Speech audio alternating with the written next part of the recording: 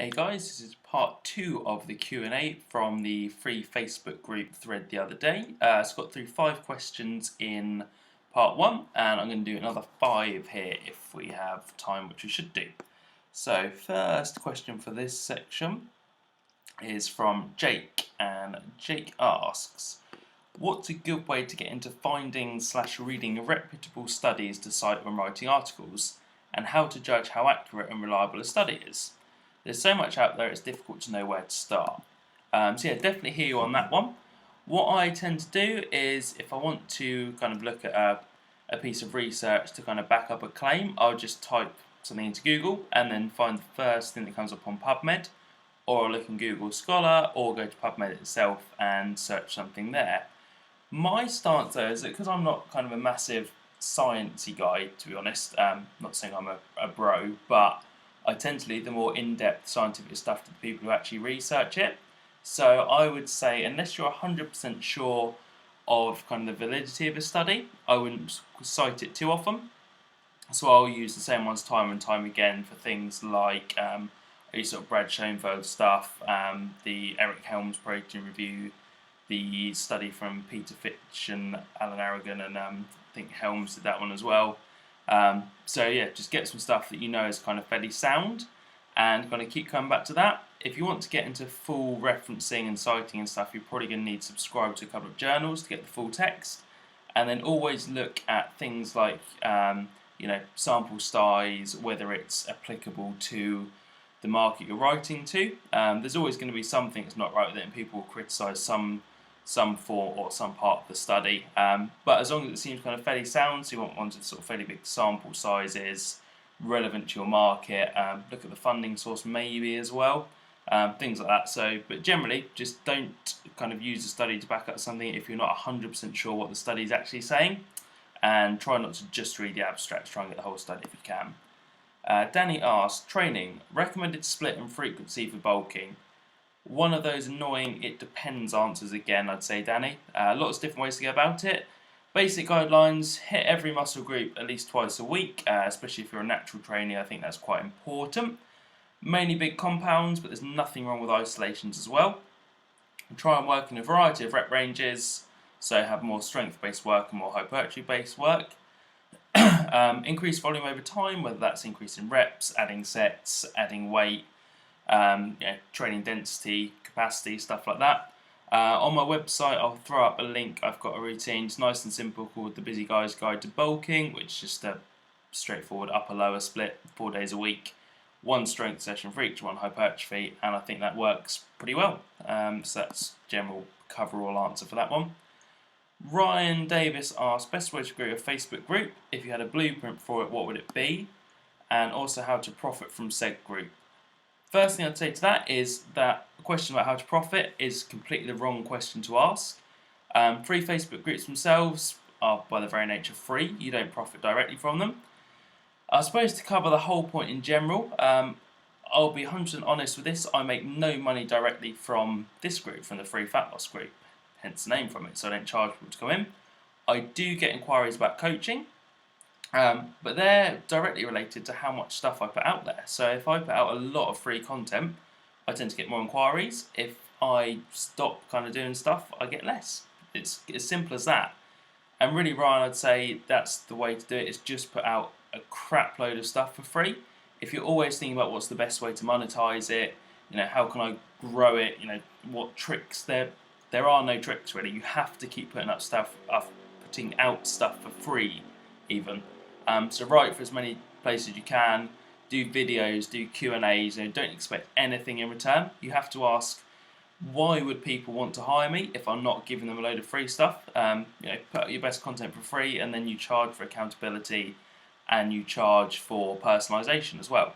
So going straight off the bat, think about, I want to make money from this, is entirely the wrong way about it. As I said, this group, I get inquiries and stuff, people might download an ebook, but at the end of the day, my purpose with this is to help as many people as possible, and I'd say anyone who's going into it with a different frame of mind is probably going to kind of fall short from it, in all honesty. There's no secret, no blueprint. If there was, I'd be really, really rich, because I'd be able to tell everyone exactly how to do it. So until that day comes, then just put out as much free stuff as you can, and just don't look for a secret, really.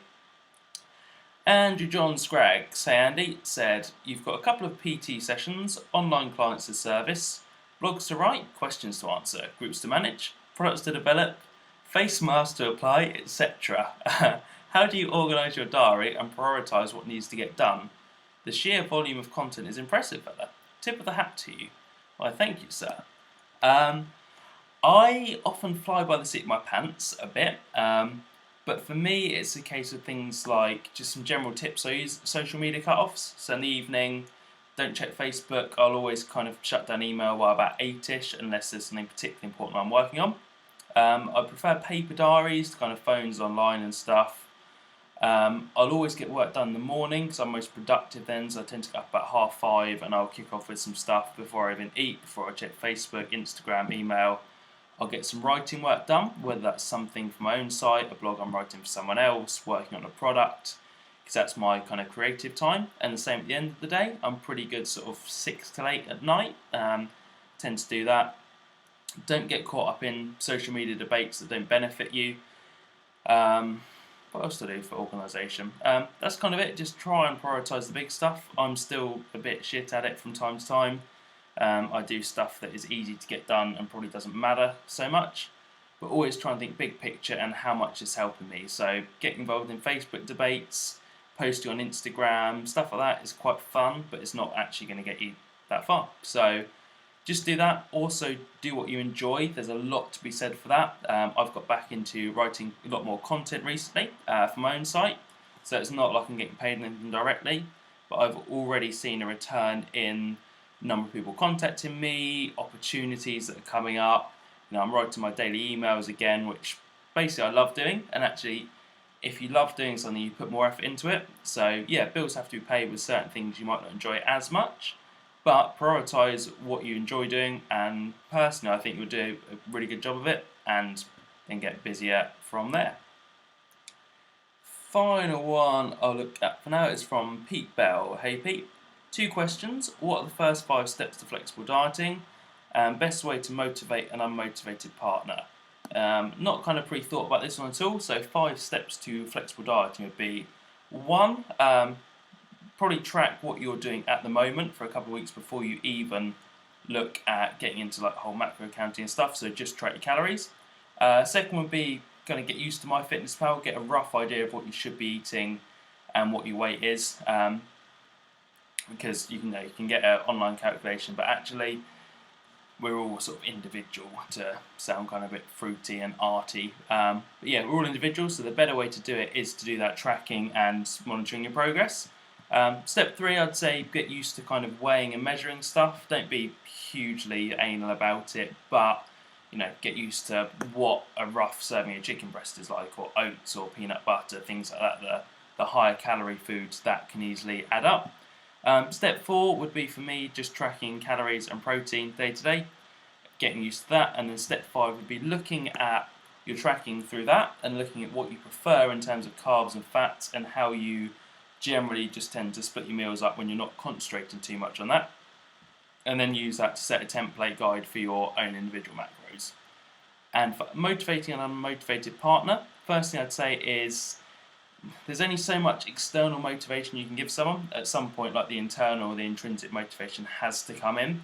It's basically banging your head against a brick wall if someone doesn't want to listen. But the main thing I would say is that try and find something that they enjoy and they'll stick to. For example, not a partner, because my partner, Carly, loves weight training, is extremely strict with her diet in terms of tracking, so actually she probably motivates me and kicks me up the arse more than I have to repay the favour. But in terms of kind of motivating unmotivated clients and friends, I would say get them to find something they enjoy and then promote that. So I've had people come to me in the past who love clean eating, and it might be that they've hit a wall, hit a plateau and can't get anywhere with it. I won't say, right, we're going to suddenly switch to flexible dieting, you're going to change all of this. I'll say, yeah, let's work within what you actually enjoy doing and let's optimise it so it's slightly better. I've got no issue with people running to lose weight, for instance, if they don't get injured. I don't think it's a particularly good form of exercise, but if they're going to do it, I'll try and encourage that. So maybe use like the shit sandwich approach. So when they say they're doing something, give them a compliment, give them a bit of constructive criticism, and then end on a positive. So yeah, that'd be my main tip with that. We're at the 10-minute mark. I'm going to call it a day there, and I'll get on to the next questions very shortly. Thanks, folks. See you in a bit.